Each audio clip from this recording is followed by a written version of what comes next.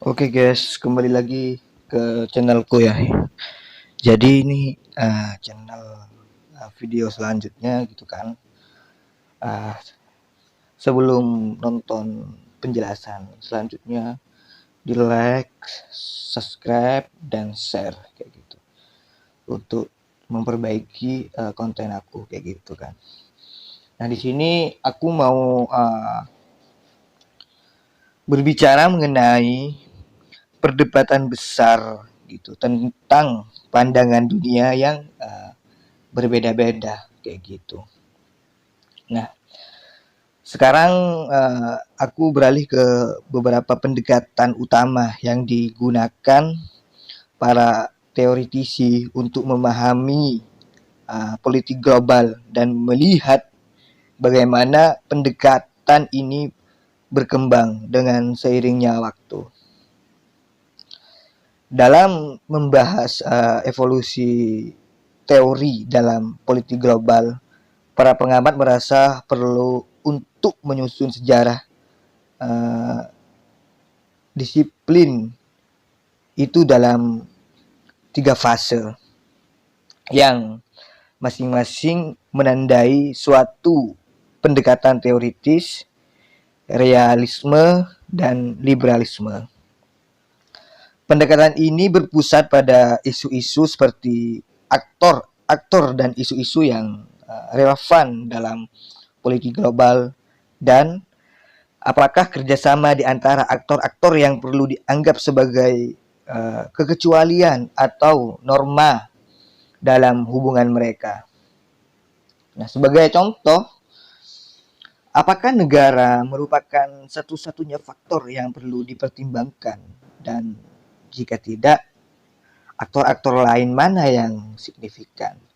Juga, apakah negara terobsesi oleh masalah keamanan militer? Nah, di atas semua masalah yang lain atau didapatkan isu-isu lain seperti perdagangan kadang-kadang kan lebih tinggi. Nah, apakah para aktor menurut fitrahnya cenderung pada konflik atau kerjasama? Nah, fase kedua melibatkan perdebatan tentang cara membuat teori dan melakukan riset. Perdebatan ini melibatkan misalnya pertanyaan tentang apakah teori harus didasarkan pada pengalaman atau pada pengamatan ilmiah atau diambil dari prinsip-prinsip umum dan apakah metode riset yang digunakan oleh ilmuwan dapat digunakan oleh ilmuwan politik seperti itu. Akhirnya fase ketiga yang dikenal sebagai perdebatan ketiga melibatkan pertanyaan-pertanyaan yang lebih fundamental tentang riset dan teoritisi. Sebagai contoh, apakah mungkin bagi peneliti untuk mengamati aktivitas politik secara objektif? Nah, perdebatan ini melahirkan aliran pemikir besar, yakni konstruktivitasme yang menyaingi realisme dan liberalisme.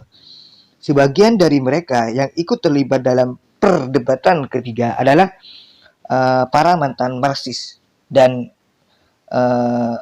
kita juga akan menelaah secara singkat perspektif Marxis dan tentang politik global. Masing-masing pendekatan teoritis ini berkembang dalam konteks historis tertentu, meskipun teori-teori tentang politik kekuasaan sudah ada pada selama berabad-abad di banyak kebudayaan seperti itu. Di realisme muncul sebagai reaksi terhadap idealisme dan utopianisme yang mendominasi pemikiran barat. Nah, pada tahun-tahun antara Perang Dunia I dan Perang Dunia II, dominasi realisme kemudian diperkuat oleh ketegangan Perang Dingin.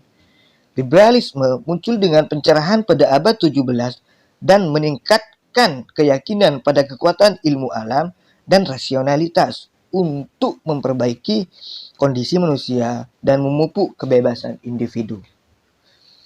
Liberalisme berkembang setelah revolusi abad Amerika dan revolusi Prancis pada abad ke-18. Setelah industrialisasi abad ke-19 menjanjikan perbaikan standar hidup umum. Nah, pemikiran ini kemudian memperoleh nafas baru sebagai reaksi terhadap pembantaian kejam Perang Dunia I dan lagi dengan berakhirnya Perang Dingin.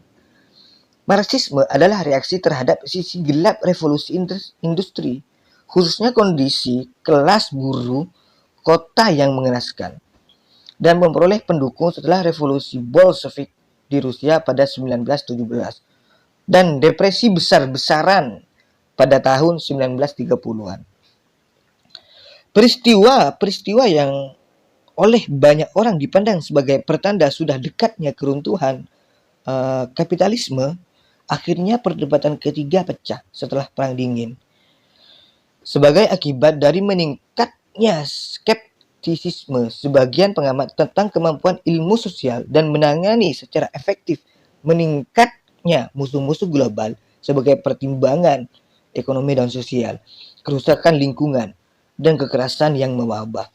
Nah, apakah Anda tahu ada cerita bahwa Ibunda Hobbes yang ketakutan oleh rumor tentang mendekatnya armada Spanyol ke Inggris sehingga dia melahirkan putra keduanya, Thomas, secara prematur pada 5 April 1588 seperti itu.